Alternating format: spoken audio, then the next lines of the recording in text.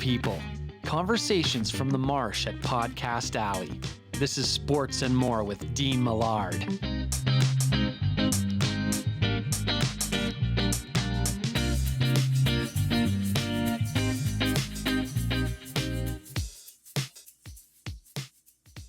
I just couldn't believe how good he was. You know, he was so good. We had a really good season that year. We pretty much kind of had a dominant trail all the way through the season, all the way through playoffs, and then game one against Crosby, the first 10 minutes of the game, we went down 3-0, and he had 3 unbelievable plays. Then it was literally nobody's fault. Nothing really differently could have been done, and it was like all dropped, like all.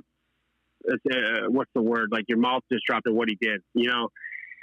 So it took us by shock, the fact that anybody could do this to us, because we had such a strong team. It wasn't, 2 or 3 guys carrying us the whole year. We had a very strong team. D-core was sick. We had 4 lines that were really good, and we had a top-notch goaltending. And Crosby went through us in 10 minutes like nothing. And we refocused, and we ended up winning that game in overtime. Marcus Ott scored the game winner, but that first 10 minutes gave us all a view of how unbelievable that kid was.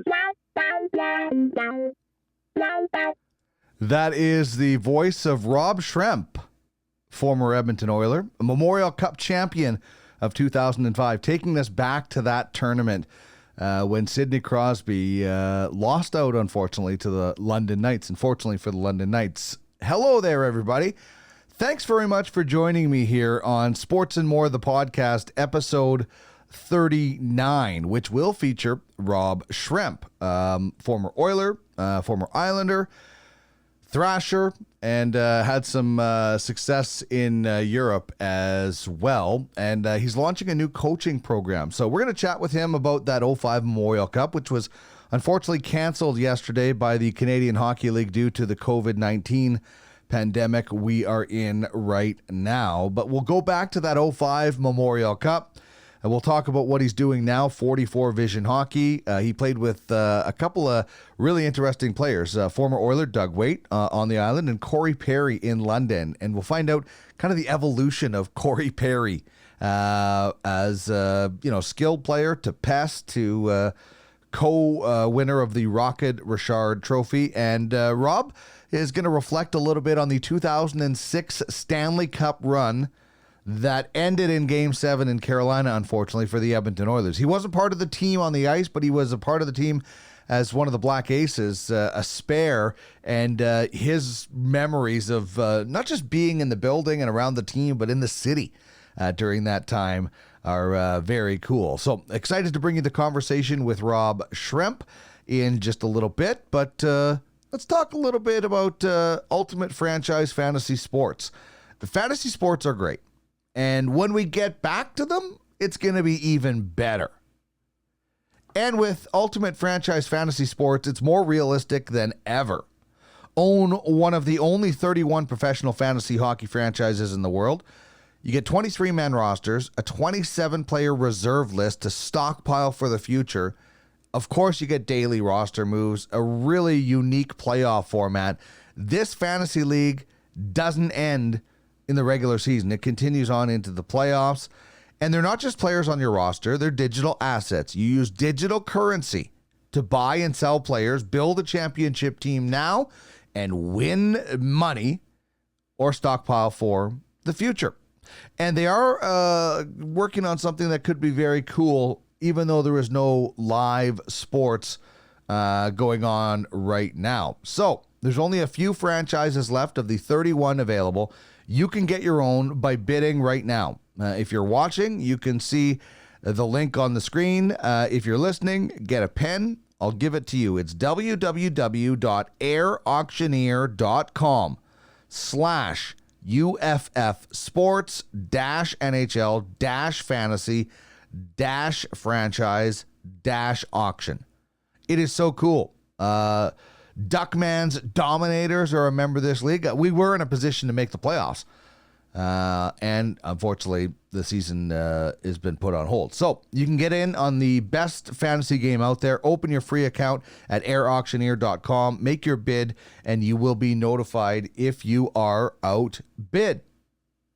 In this format, you own the game, so get in the game. Ultimate Franchise Fantasy Sports.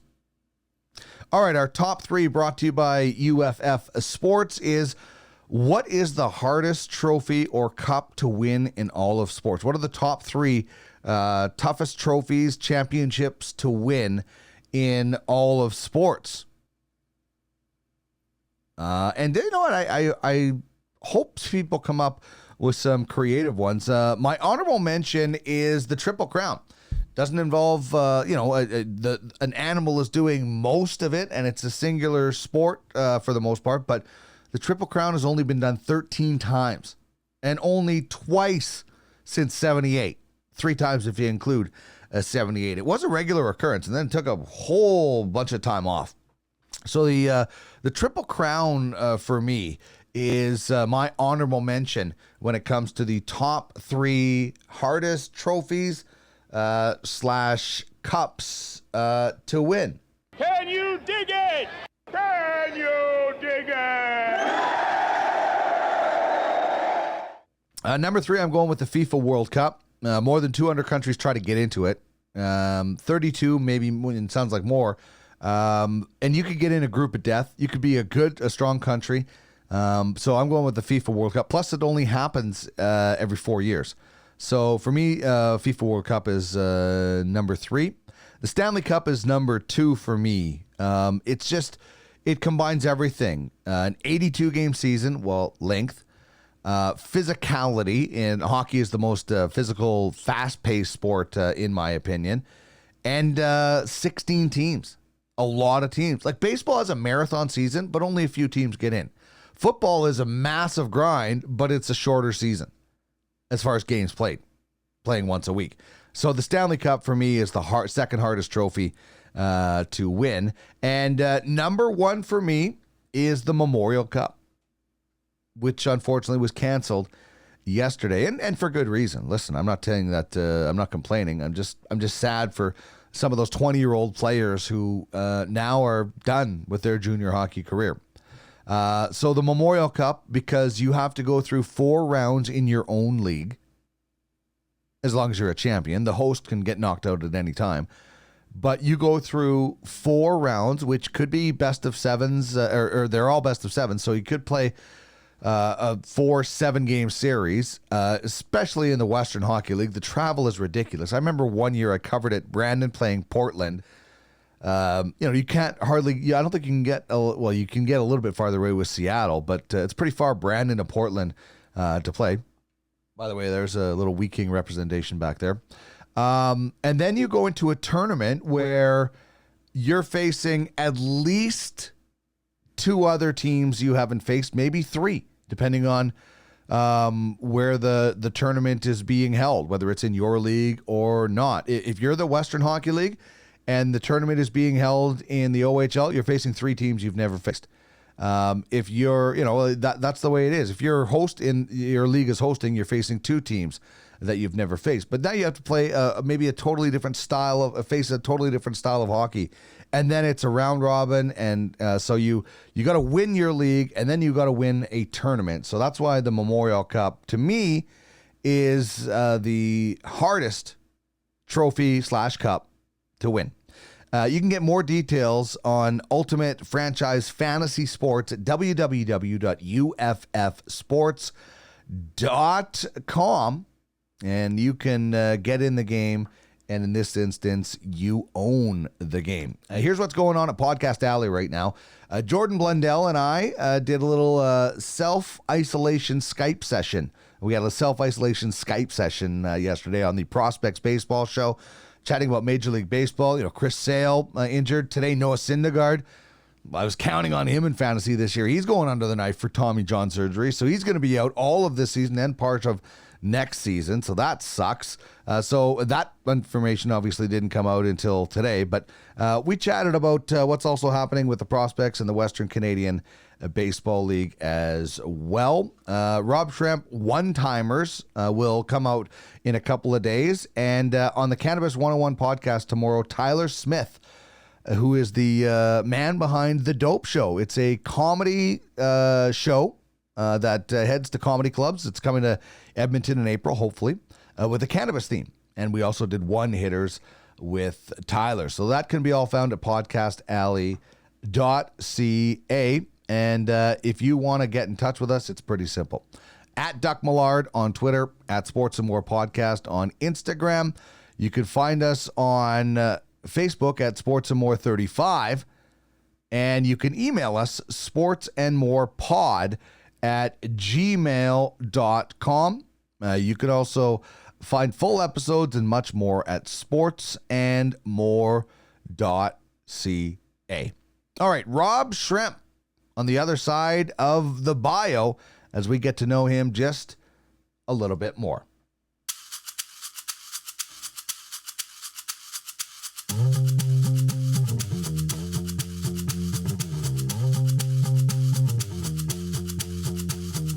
Time for the bio. Rob Schremp grew up in Fulton, New York, playing elite hockey before moving to Canada and suiting up for the Mississauga Ice Dogs of the Ontario Hockey League. He was named Rookie of the Year, but 3 games into his second season, he was traded to the London Knights, where he put up extraordinary numbers with 304 points in 179 games, and he won a Memorial Cup. He was a first-round pick of the Oilers in 2004 and became one of the most popular Oiler prospects ever, for good and bad reasons. He played just 7 games in total for the Oilers before being claimed off waivers by the New York Islanders in 2009, and he finished his career with the Atlanta Thrashers. Schremp found offensive success playing in Europe before retiring in 2018.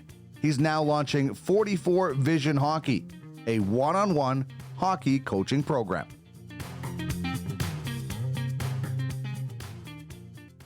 Rob, it's always great to catch up with you, and in particular, I'm always interested in what people are up to these days with COVID-19 controlling a lot of our lives. But first of all, how are you, and how are things with the family right now? Yeah, we're doing well. We've been bunkered down for about the last 12 days, so it's been a good time to connect and stay really focused on family and my wife and daughter. And yeah, it's kind of been a little bit of a blessing in disguise, really, to have a pause on the world and have nothing really other to focus on than just being with each other. So it's been a good time. Yeah, and we were talking just before we started about everything that's going on around us, and you're in Florida, where we saw the video of all those spring breakers, and just to the west of us in Vancouver, here in Alberta, west of us, we saw all the people on the beach. Does it not amaze you how many people aren't taking this seriously? Yeah, it's amazing, and it's scary, to be honest with you. It's to see the outcome in Italy and see the outcome in other places in the world where the kind of same mindset of it's not that big of a deal was being practiced, and to see how big of a deal it is now, it's a bit of an eye opener. And to what's being asked is to kind of lessen the curve or take the curve down. It's, like I said, stay at home with family and absorb that time and have a chance to hit pause on everything, all the stressors and all the worries that most of us have, and just stay focused and hang out with your family. It's not that big of an ask. So it really does make you wonder why it's such a hard ask and why people can't just stop doing these things. The beach is going to be there after this, and it'll be there for a long time. So there'll be plenty of time to catch up on beach time or whatever these other things these people feel the urgency to do. They'll still be here once we can get this kind of all cleared up and have the world get back to being where it was or being normal again. Well, yeah, and I think the seriousness of this whole situation is evident by the fact that every sports league has shut down. I mean, it takes a lot for leagues like the NHL and the NBA to say, we're going to risk not having a Stanley Cup or a Larry O'Brien trophy handed out this year because we want to get ahead of this, and then people aren't taking it seriously. But when that big of a league from North America to Europe to wherever are all shutting down. Like this is unprecedented. It's like every league is in a labor dispute right now, right? Almost with the COVID. Yeah. I mean, that's I think what we've learned too. Obviously, it does not matter the title on the name or what your job title is or what your government job is. I think we've seen someone in government just got it run. I think Rand Paul got it. It really doesn't matter who you are, and even if you're a professional athlete and an icon, it doesn't discriminate. So it really humanizes everybody. It makes us realize that this is a human thing that we all need to come together as a group of humans. It doesn't matter what your title is or what your status is. It's more important to people's lives and trying to conquer an issue together. And, that's what's most important. So when like you said, when leagues shut down like that, and it's the other thing, like they're asking people not to go to their jobs, right? So everything's getting paused and stopped because of how serious they want to take it and how fast they want to stop it, so that these medical staffs and hospitals can catch a break and not be overwhelmed. I think you see the people that are doing those jobs are the real heroes right now, and they're getting bombarded. So when you're that group of guys or the group of people that want to go to the beach and now it doesn't matter about coronavirus, like look at the people's photos that come off a 12-hour shift. They got their shield and respirator masks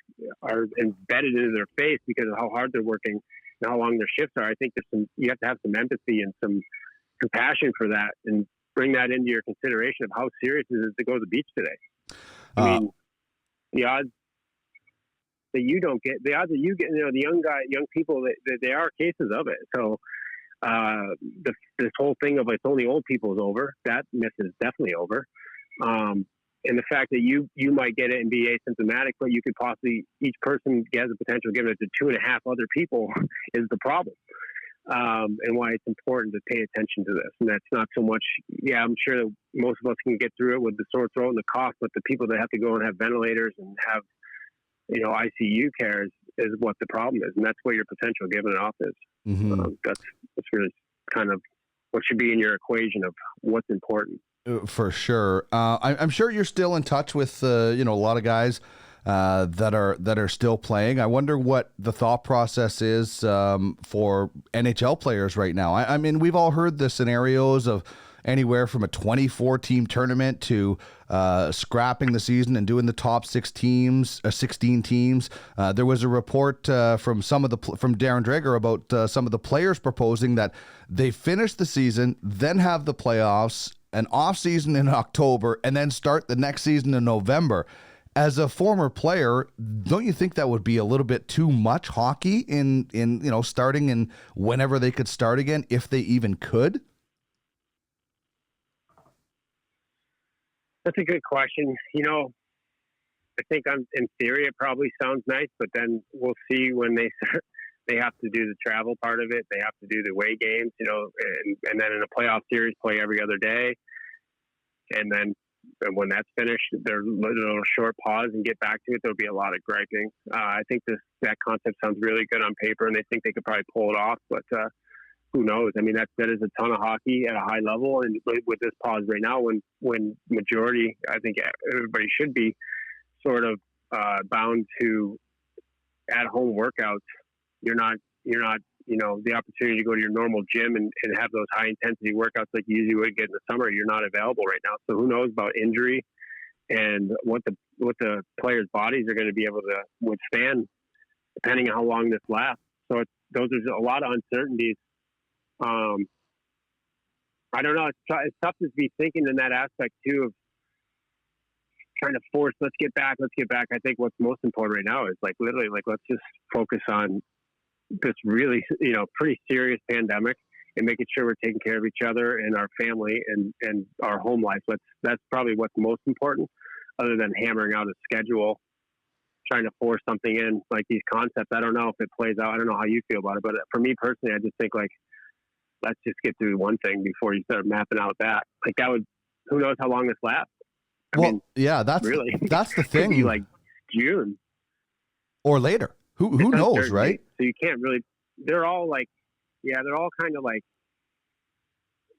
what if scenarios. I guess you can. Yeah, it might be wise to have a couple what ifs, but who knows? It's tough to say because you don't know how long it'll last. And to the point of people not taking it as serious as they should, you don't know how long it will last. If everybody was in lockdown right now and everybody was kind of paying attention to the social distancing or whatever you want to call it, physical distancing, you'd probably have a little better idea of data and how long it would be until it kind of blows over. But for the time being, when you have every other day, you got a video of a whole street of bars open and people boozing together and mucking it up. It's tough to say. You can't predict anything that way because you don't know how many more people will be swarming the hospitals from this. Well, and the most important thing. I hear you. I know. Like, I don't know. A lot of hockey. The hockey part of it is. Yeah. I think that's a lot of hockey, to be honest with you. To be totally honest with you, and knowing how guys complain and how they get the road trips going and how much travel there is and how many games are going, and then they want to cram all that in and then have playoffs and then have a small pause and then go again. I just see there being a lot of griping, a lot of injury too. Yeah, and that's the thing. You have to make sure. First of all, you don't want to start the season back up and try to finish it and then have somebody else get sick because we weren't ahead of the curve or something, because that's disastrous. From a league's perspective, they're saying the most important thing is next year. If you have to scrap this year, and that's fine, but you can't have a situation where you try to start it up back again and then in July something happens again and then your next season is contaminated, so to say. So I think that's what they're worried about more. And I'm with you. If you can't play it out, and listen, it sucks for Oiler fans because they were really in a groove and we could have saw an Oilers Flames playoff, but there are bigger things. There are more important things at play here, like people's lives. So if there is some miracle and we can contain this and get a season in, that's fine. But I'm with you. The first priority is getting ahead of this and worrying about sports next year. Well, I think too, like the reason for, we all hold that Stanley Cup in such high regard. It is amazing. It's an unbelievable hard trophy to win. Everyone's passionate for that through the whole course of the season. So for that to get canceled, it has to be something serious. I think this qualifies as something very serious. You know what I mean? Where everyone in the hockey community can wrap their head around having to cancel and not hand out that trophy in the season. How many times has this ever happened? It's not like something that'll be repeating itself and we're just going to randomly cancel seasons. This is something that's, very bizarre. And when you say, the 2019, 2020, there was no Stanley Cup champion. The reason for it being that way is it's a pretty legit reason. So if you had to scrap it, it doesn't take, you know what I'm saying? It doesn't take down the value of that Stanley Cup or those other trophies that you could win in other sports leagues. It's just humanity comes first. And in this case, I think everybody would understand. Yeah, it's not like the season that was wiped out due to a labor dispute in the NHL or 1994. Listen, Canadians still hate Bud Selig for the cancellation of the 94 Major League Baseball season because the Expos were so good. But it's not like this right now. Everybody is agreeing that it's not safe. And, the Memorial Cup was just canceled and that happens in May, but there's no way they can do that. And, you know how hard it is to win that trophy. You won it in 2005. So you have to feel for those 20-year-olds that maybe had a chance to win that tournament.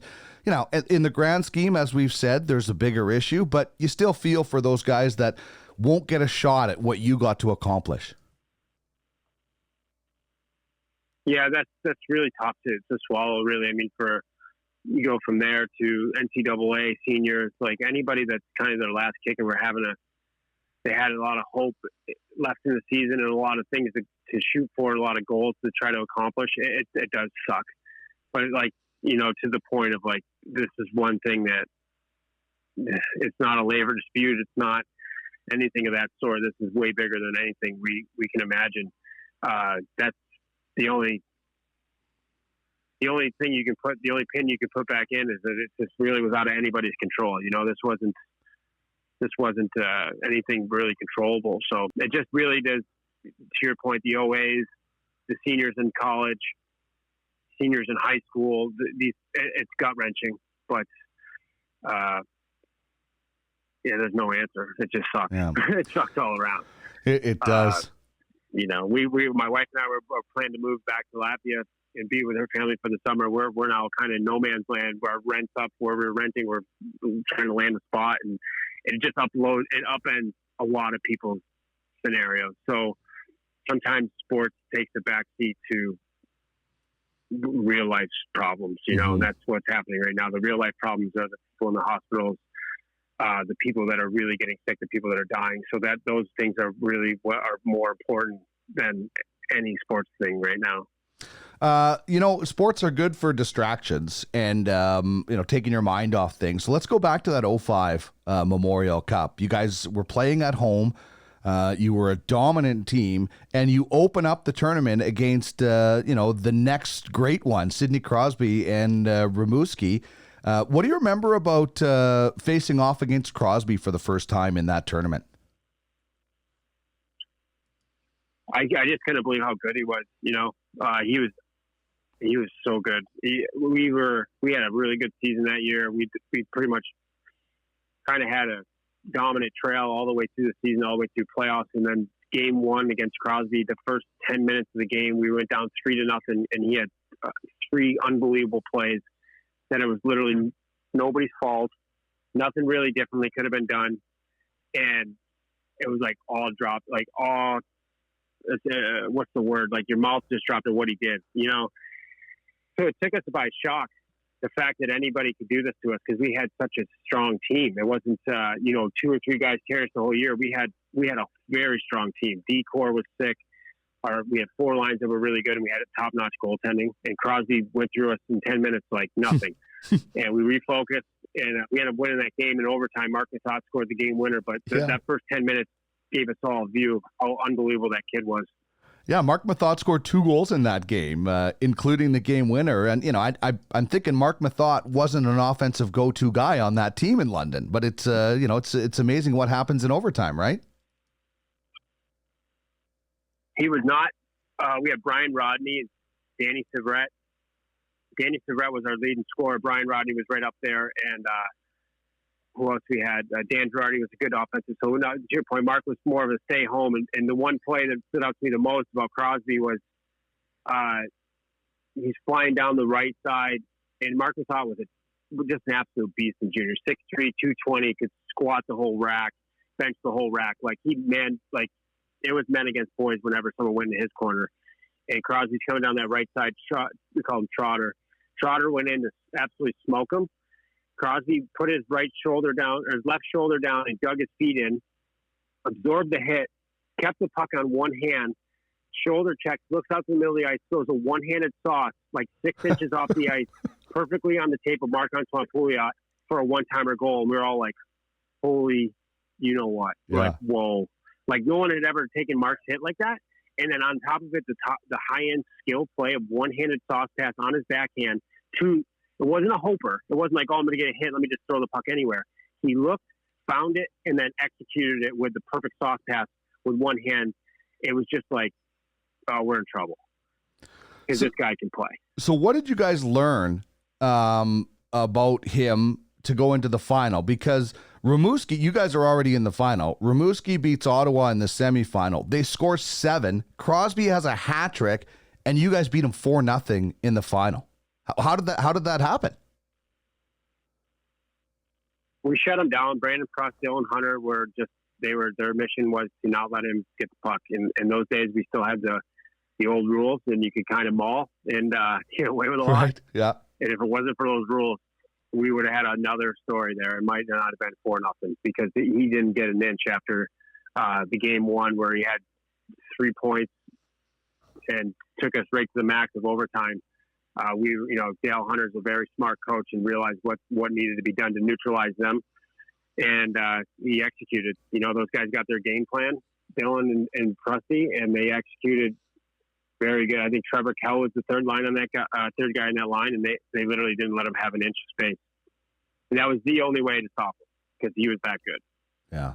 And you guys hoisted the trophy on a home ice. It was such a dominant team. I mean, and we're going to talk about 44 Vision Hockey with some coaching that you have in a second. But I want to know before that, tell me some of the coaches that you really learned from that gave you, lessons on the ice, but also maybe some life lessons and things that maybe you're going to be using now with 44 Vision Hockey. Yeah, it comes right to mind. Some great coaches through my career. Dale Hunter was in London. We're talking about those days. Really learn how to win and different ways to win, and how to be almost a student of the game and find ways to win. My biggest one that stands out for me would be Steve Ludwig was a big impact in even a short amount of time, one season playing for my rookie year, but really taught me a lot of different life lessons and integrity.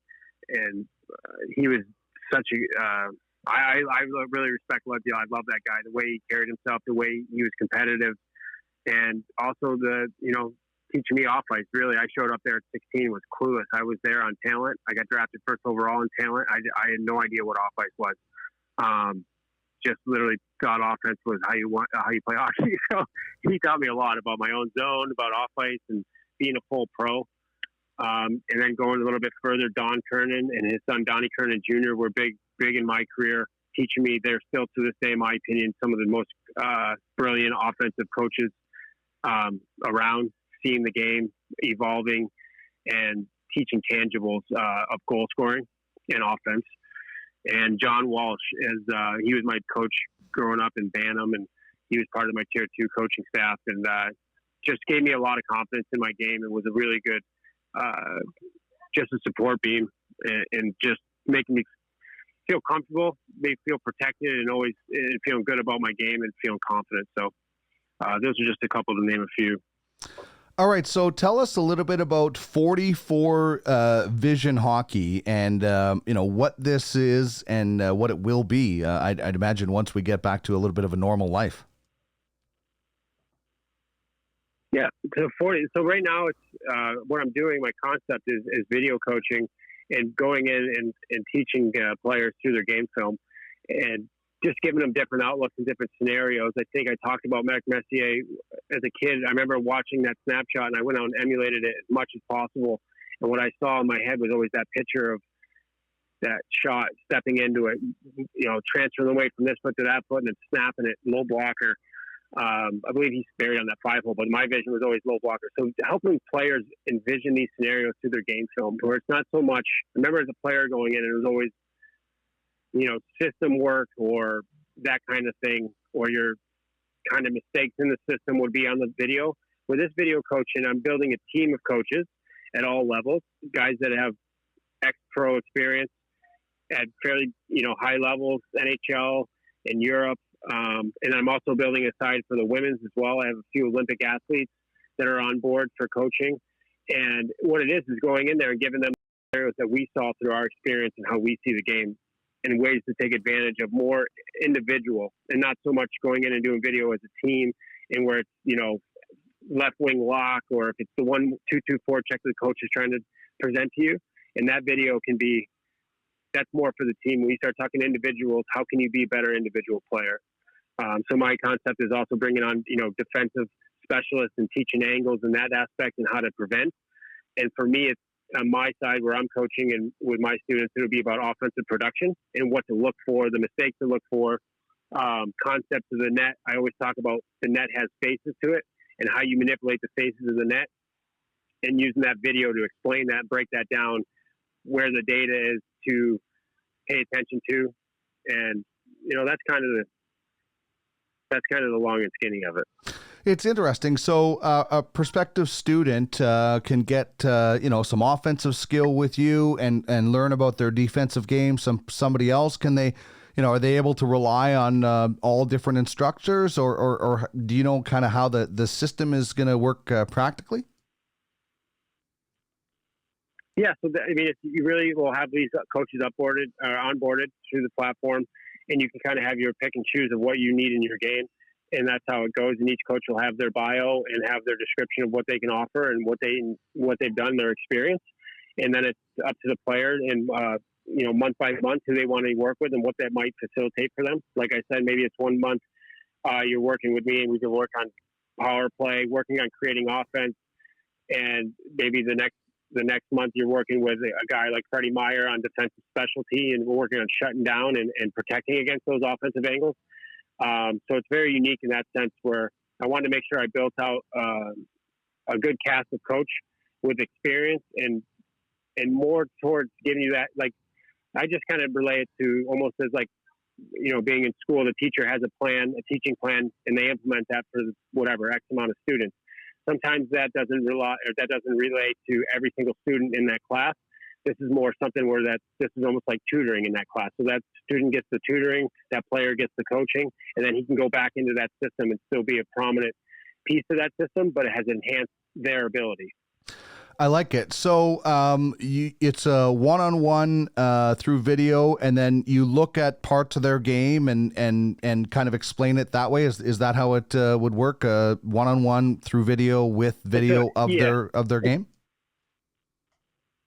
Of their actual game. And I think there's a lot of value in private lessons, sure is, but sometimes it's a matter of what you're actually doing in the game and how that goes. So there's, in my experience in my career, there's sometimes you're doing these called skill development drills, and it's kind of like, where is this going to be implemented in my game? So what we are doing is seeing the game film, seeing the scenarios where we can help them enhance. And if it's not translating, we can also be building specific drills through video recording and show them the specific drills to work on to enhance these positions. That's where I find it. So it's now practicing with a purpose, not just practicing going out and doing the same drills that 15 other guys on the edge are doing. You're doing drills that are specific to where it's going to help you excel in your game. And then also a spin-off of it too is each coach will have sort of a subscription-based platform where they can be uploading their tips, their drills, their concepts, their ideas of hockey and how to enhance for a general view. So then people can see how a Freddie Meyer practice, how a Rob Schremp drill translate, or how he does his preparation. So it's kind of a little bit of a two-lane highway for each coach. It's interesting. I like the concept, and I think one-on-one video skills coaching, skill development, and when I say skill, it's not just offense. Playing defense is a skill as well, and there's different things you can learn. Who are some of the people that they have working with you that people will get to work one-on-one with? So we have on the women's side, we have Rebecca Johnson. Amanda, we have, Blake Bolden, Allie Lacombe, Rebecca Johnson, are to name a few. And Freddie Meyer is coming on board. James Wisniewski, myself, Peter MacArthur, Amanda Pelkey, sorry, I didn't want to say her name wrong. Danny Severette is another one. And my old coach, Don Kerning, I'm having him come on board as well. So Don Kerning coached women's hockey for a long time as well, and you actually won 2 national championships for those girls. I grew up skating with them as well as the juniors. He was my junior A coach tier 2, but I would spend Tuesdays and Thursdays. They had I was 12 or 13, and they had the midget girls. I would go out with them on Tuesdays and Thursdays, and he had these girls. He knew how to coach and have system work done. So what I'm having Don do is teach coaches how to coach women's hockey and understand drills and different ways to get systems implemented. So I feel like, in my opinion, it really could benefit the women's game to start growing the game at these lower levels with the coaches and have them implementing drills and implementing ideas and concepts to help advance that game and help them grow.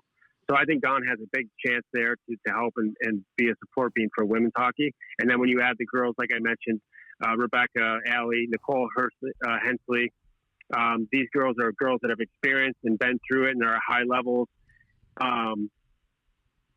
experience, Olympic experience. It helps them in those individual settings, in those individual scenarios, and help grow the game and advance the players individually, which helps the overall game.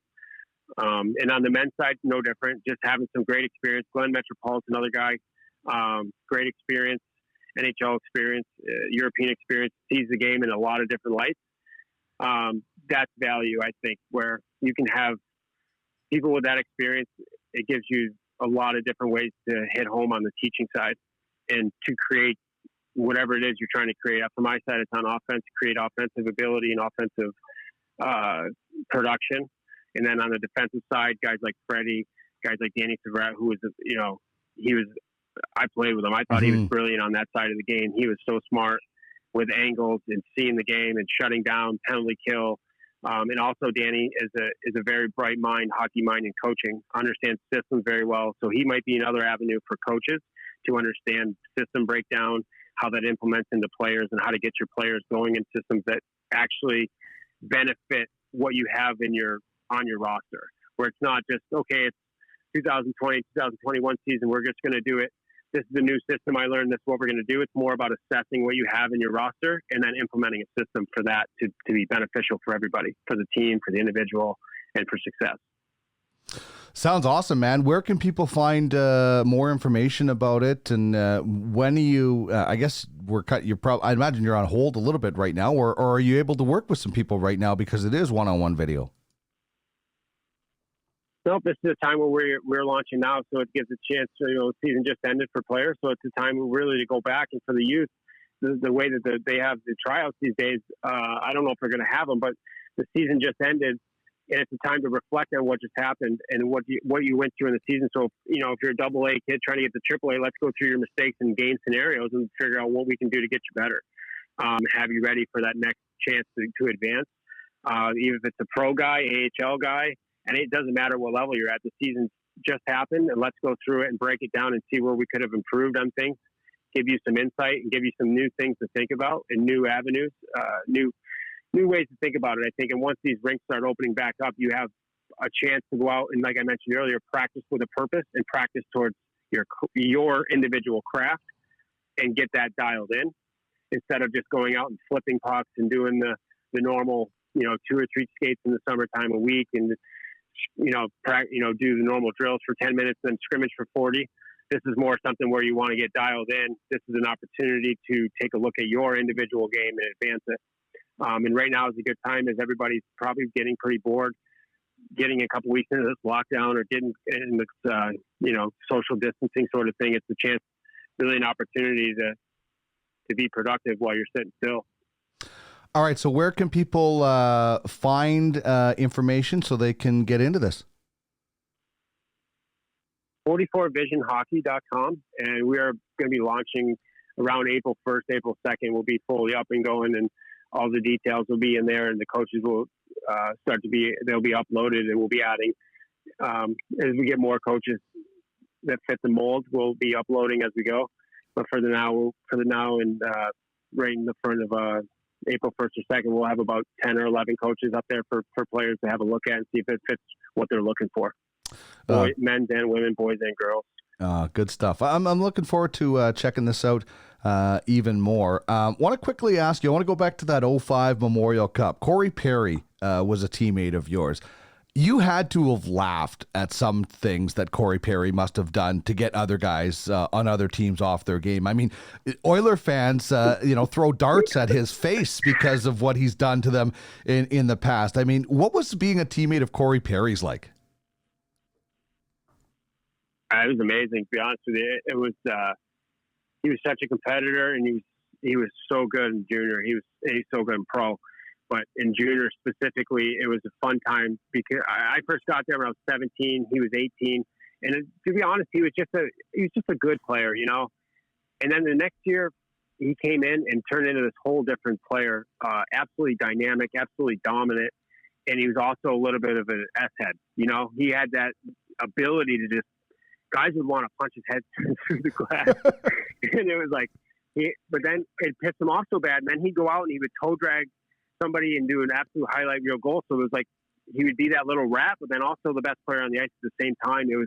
They couldn't win against him almost kind of thing, So, and as guys on your, being on the bench, being on his team, being on the ice with him, it was just, you never knew what it was going to be. It was either going to be a scrum in front of the net because pairs would snow the goalie or knee him in the in the shoulder on accident, or give it the old standing there and the guy would barely touch him and he would throw himself on top of the net, turn into a melee, or it'd be a scenario where pairs would go get over the offensive blue line and just absolutely undress the guy, then go shell.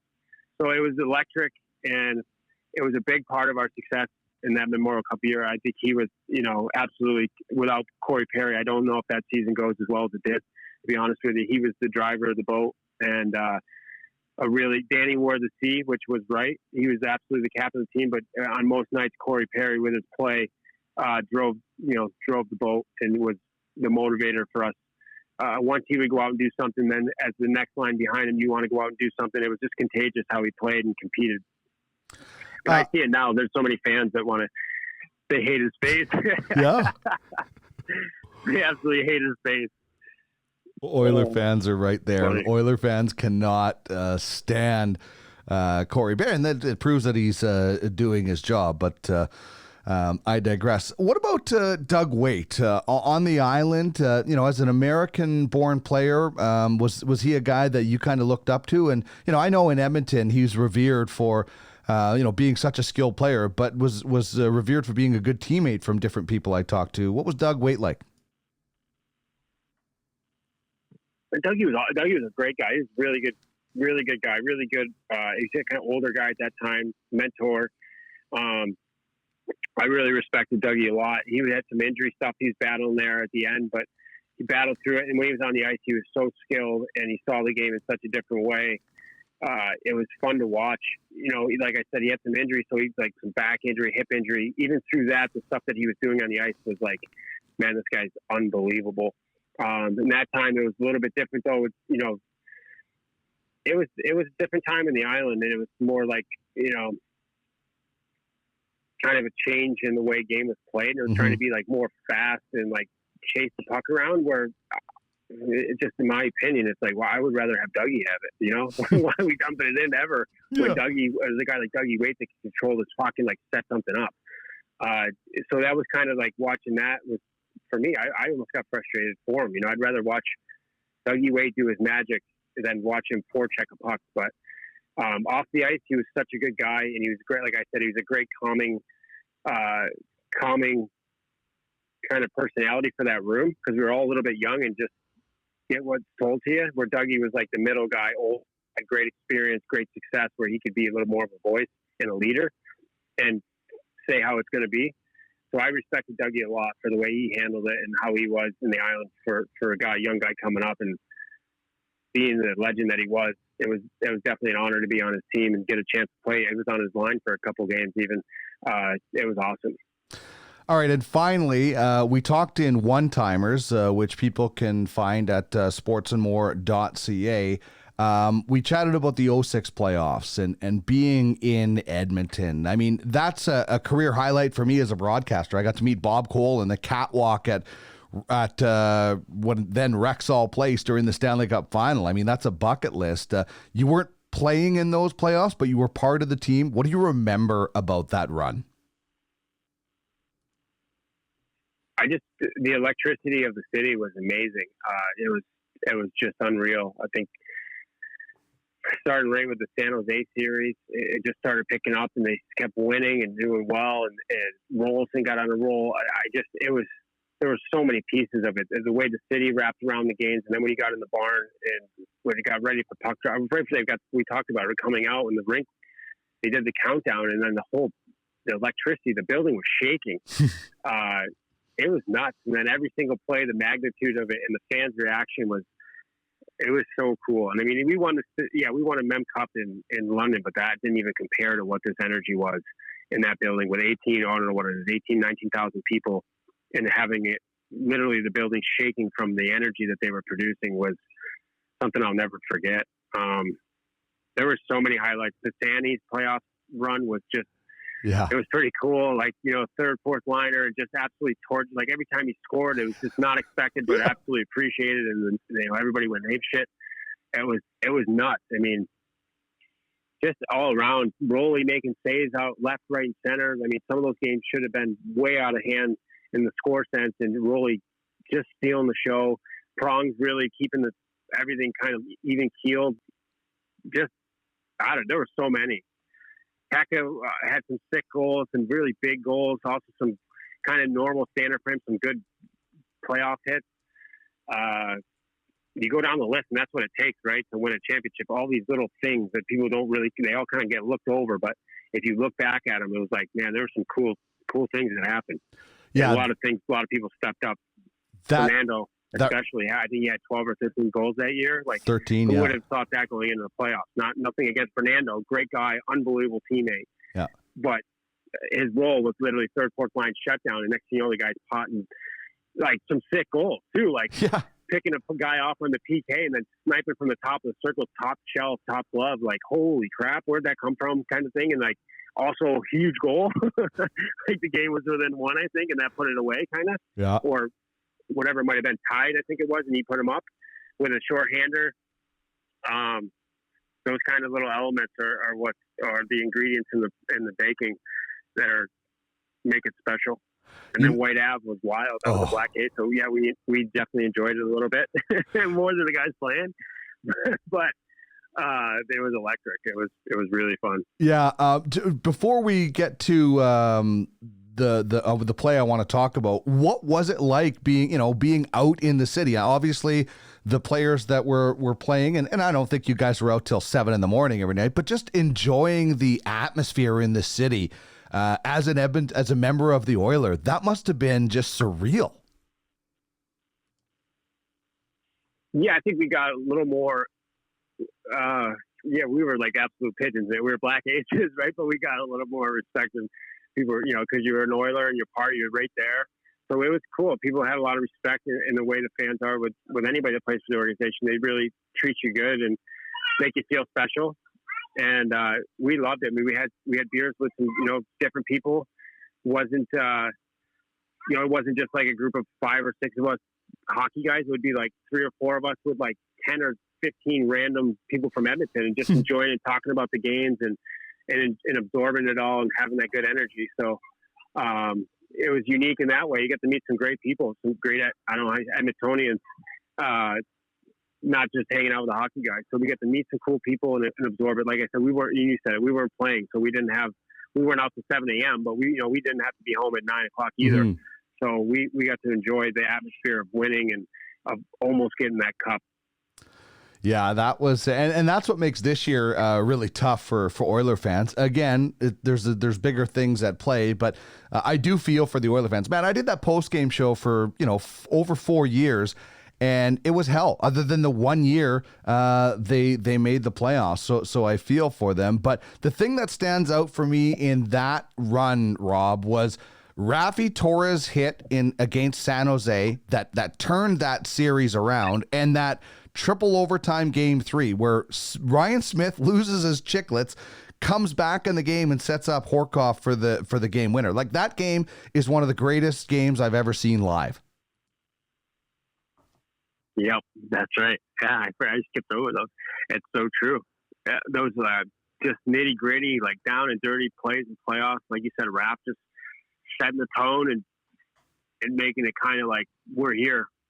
And then when someone gets their face demolished like that, comes out and sacrifices their body for the team, and then has a contribution such as that, it carries so much momentum. And those games were electric. The one thing I would say that I do remember from that too, as well, is how well Joe Thornton played. Yeah. I remember Joe Thornton was unbelievable in that series, and like really just absolutely killed that guy's confidence. He was making backdoor one-time passes. He was making all these setups, and nothing was getting paid off.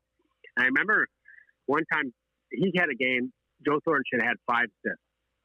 And he got, I think he had 1. And coming after, and TSN was saying how, Jumbo Joe doesn't perform again kind of thing. And I was kind of like, that is very unfair. Yeah. Because I was there in person and watched it. This guy came to play. And it just, the Oilers' will and determination stifled that. But it wasn't Joe's fault, which kind of bugged me a little bit. You know what I mean? I was like, how can they rip on this guy? The guy played, if you watch the game with your own set of eyes, he played unbelievable. It's just one of those things where that's what they say. You get into playoffs, you never know. And this was one of those scenarios, but Joe kind of got the knack there. Like, he didn't show up. He definitely showed up. I watched it. Yeah, and you're right. Dwayne Rollison, had he stayed healthy and the Oilers won the Cup, probably would have won the Conn Smythe. Him or Pronger, it would have been one of the two. And then just, a terrible injury situation, and then the communication with Ty Conklin behind the net, and game 1 is over. But I will say, for UC Markkanen to come in and play as well as he did to finish off that series was also pretty impressive. Absolutely. That's no easy task, especially your starter. Your starter comes in. Your starter has the playoff that he's having. Yeah. And then, it was tough. It's like, it's tough to have to follow up. So it speaks volumes of his professionalism and his ability to rise to the occasion. Really not an easy task. And I thought both guys did a great job. The communication behind the net, it is what it is, like puck playing, it's loud building. you're playing, and when you get into a groove in the playoffs, like they were into a groove, that kind of stuff is like second nature. Goalie, defenseman handoff is. Mm-hmm. You get so comfortable with the one guy to have it immediately be someone different. There's no time to be like, hey, timeout. Let's all get together and talk about how we're going to communicate these handoffs. You know what I mean? Yeah. You didn't have that ability. So it's not on anybody. It's just unfortunate. So it's kind of fortunate as they were to have that chemistry come together to make that long run. A couple plays really, unfortunately, the other way were what end up being a kind of a nail in the coffin. Who's to know to blame it on those things either? It's just things happen. Yeah, it was a wild run, man. Yeah. They went a long way. I think they snuck in that year too, right? Like it was like one of the last game playoff 8th seed, kind of a last week kind of playoff push sort of thing. So to get what they got out of it from the regular season, I guarantee we all would have liked to see the cup being brought out there for the Oilers, but they did a hell of a job. I'll say that. They brought it together at the right time of the year and almost pulled it off. Yeah, it's amazing, what a few moves, obviously the big moves at the beginning of the season, but a few moves at the deadline, and that was definitely a career highlight watching that March. Rob, this has been a lot of fun once again. What's the website again for 44 Vision Hockey for my listeners and viewers? That's it, 44, 24 is the number 4. The number 4, visionhockey.com. And right now, we just got it coming soon. And in the next about week to 10 days, we'll have that up and going with all the information, all the coaches loaded. And from there, we'll be able to start having our footprint on the game of hockey and helping out the youth and it doesn't have to just be youth, other professionals, whoever wants to come on and get the experience and coaching from a great group of coaches. Awesome. Great stuff, Rob. All the best to you and your family as we get through these strange times. I'm glad you're doing your part and staying at home with the family, and it was good to chat with you again. Thanks for having me on. It's always good catching up, buddy. Appreciate you.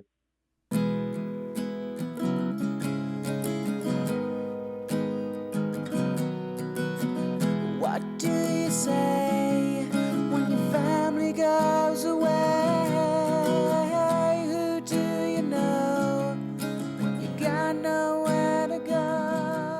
This is the Sports and More podcast with Dean Millard. Got nothing to drink.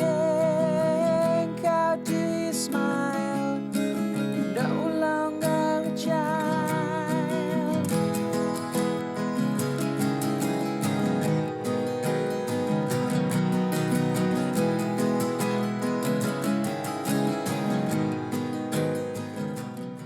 That's the wonderful sounds of Sweet Bejesus, I Got Time, from their debut album, Policeman's Creek.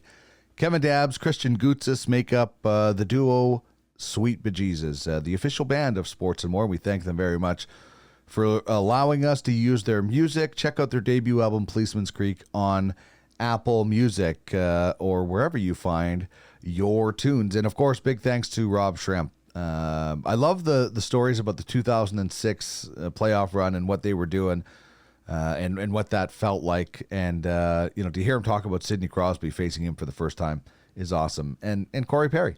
And by the way, I encourage you to check things out with Rob's coaching program. They've got a really cool, one thing we didn't get a chance to talk about was they got a really cool program for goaltenders as well. Actually, Rob sent me a text and we were just chatting about the goaltending program they have. They have Nicole Hensley for women's and Christian Frey, Josh Robinson, and Bobby Goldford. I think played at Minnesota as far as goaltending coaches. So really cool stuff that Rob's got going, and we'll try and keep in touch with him and maybe grab a few of his coaches that have some pretty good stories to tell as well. All right, before we wrap things up, we have to give you the ultimate franchise fantasy sports poll question. The Myron French question of the day, you might say. My old high school law teacher, Myron French, started every class with the question of the day. So I want to have that on every episode. Today's question is, what is the most impressive accomplishment of these 4 choices? You have Teemu Selanne's 76 goal rookie season. Grant Fuhr playing 79 games in a single season. That was wild. Paul Coffey scoring 48 goals. He scored in the 40s twice. I think he scored 34 times. It's crazy calling Paul Coffey a 30-goal scorer, but he did it so many times. He was a 30-goal scorer. 48 goals in one season, or Daryl Sittler's 10-point night. 10.6 goals, 4 assists. So right now, Teemu Selanne leading the way. By the way, you can vote on this at Duck Millard on Twitter. It'll be up for a week. We're at 169 nice votes for this question. Selanne leading the way, 76 goals in his rookie season. That's 43.8% of the vote. Grant Fuhr playing 79 games in one season has 21.9% of the vote. That's number 2. Daryl Sittler's 10-point game has 20.7% of the vote. And Paul Coffey's 48-goal season has 13.6. I hate being a front runner, but Teemu Selanne, like, we had no idea. That was pre-internet. We had no idea really who this guy was. Reading in the hockey news, that's how we knew it. Now, I was in high school, so I wasn't as invested in it. I was also thinking a lot about girls back then. But to watch Selanne do that in his rookie season, I'm from Manitoba, so I was a big Jets fan. But if I had to pick a number 2, Grant Fuhr playing 79 games. That's unbelievable. As crazy as Paul Coffey's 48-goal season was, playing 79 games, unbelievable. So you can have your say at Duck Millard on Twitter. The most impressive accomplishment: Selanne's 76-goal rookie season, Fuhr playing in 79 games in a single season, Paul Coffey scoring 48 in a season, or Daryl Sittler's 10-point night. And remember, you can get more information about Ultimate Franchise Fantasy Sports at www.uffsports.com, where you own the game. Thanks very much for joining me on this episode. I hope you enjoyed it. If you did, please subscribe and leave us a review. It's really important. Helps us make this show better. So please subscribe. Tell your friends. You can find it wherever you find your podcasts, and let us know what you think of the show. If you would like to be involved in the program as a guest, if you think you would be make a good guest, or as an advertiser, please drop me an email at sportsandmorepod@gmail.com. Can you dig it? I would really dig it if you sent me an email. And that's going to wrap things up for us on the program today. I'd like to thank Rob Schremp for joining me. I'll have one-timers with Rob a little bit later in the week. You can check it all out at sportsandmore.ca. Playtime is over.